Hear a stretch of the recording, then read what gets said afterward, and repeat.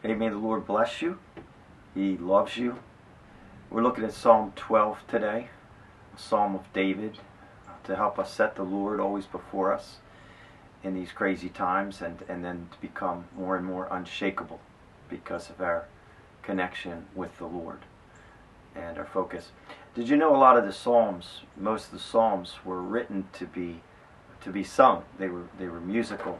And so you'll see at the top of this one, for instance, it says, for the director of music, according to Sheminith, which is a Hebrew term for some tune, I guess, a psalm of David. And David, before he became a warrior and a king, he was a shepherd, and he played some sort of a harp or a lyre out in the fields at night and would sing to God. And so this was an important part of ancient culture because they had no TV, nothing to occupy them at night, and so they'd gather and someone would sing songs recounting their history or singing psalms about God, and it was a time to connect and to worship. So anyway, Psalm 12, it's only 8 verses, brief but powerful, so let's take a look at that. Help, Lord, for the godly are no more. The faithful have vanished from among men. Everyone lies to his neighbor. Their flattering lips speak deception. May the Lord cut off all flattering lips and every boastful tongue that says, we will triumph with our tongues. We own our lips. Who is our master? Because of the oppression of the weak and the groaning of the needy, I will now arise, says the Lord. I will protect them from those who malign them. The words of the Lord are flawless, like silver refined in a furnace of clay, purified 7 times. You, Lord, will keep us safe and protect us from the wicked forever. The wicked freely strut about when what is vile is honored among men. Okay, well, the days David was living in seem very similar to today. You know that the time is past when people would do deals with a handshake and all that.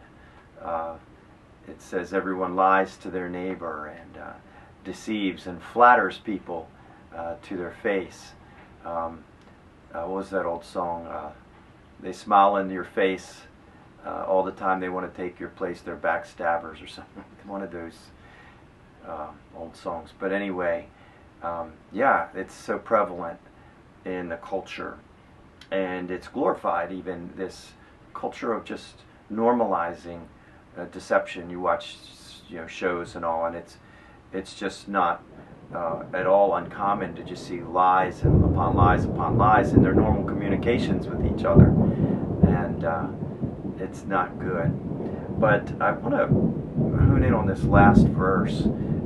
It's, I think, so relevant. It's scary. It says, the wicked freely strut about when what is vile is honored among men.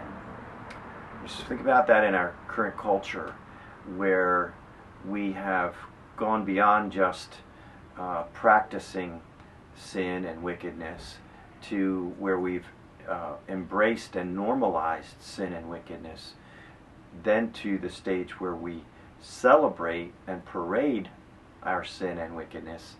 And then the final step is where those who are not joining in the parade of wickedness are condemned as being haters or something along those lines. And I think we're at the bottom rung of this descent into craziness. There's a parallel passage, well, I think a parallel passage in Isaiah 3, and I'll read that. It's just a few verses because it's, I think, if you were to insert the United States or Western culture for where it says Jerusalem staggers, Judah is falling, you'll see that it fits for us. And that was written at a time when Isaiah was prophesying to the people of Israel that the Babylonians were about to come and destroy their nation because they had become so corrupt, and God was like, I'm done. And so see if you feel like this parallels this verse about the wicked. And it says, Jerusalem staggers, Judah is falling. Their words and deeds are against the Lord, defying his glorious presence. The look on their faces testifies against them.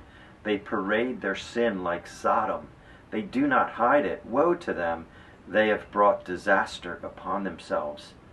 But tell the righteous it will be well with them, for they will enjoy the fruit of their deeds. That passage seems to be a snapshot of America today, and this causes me to tremble. Things might go bad sooner than we think. And that's why we continue to set the Lord always before us. And then we won't be shaken.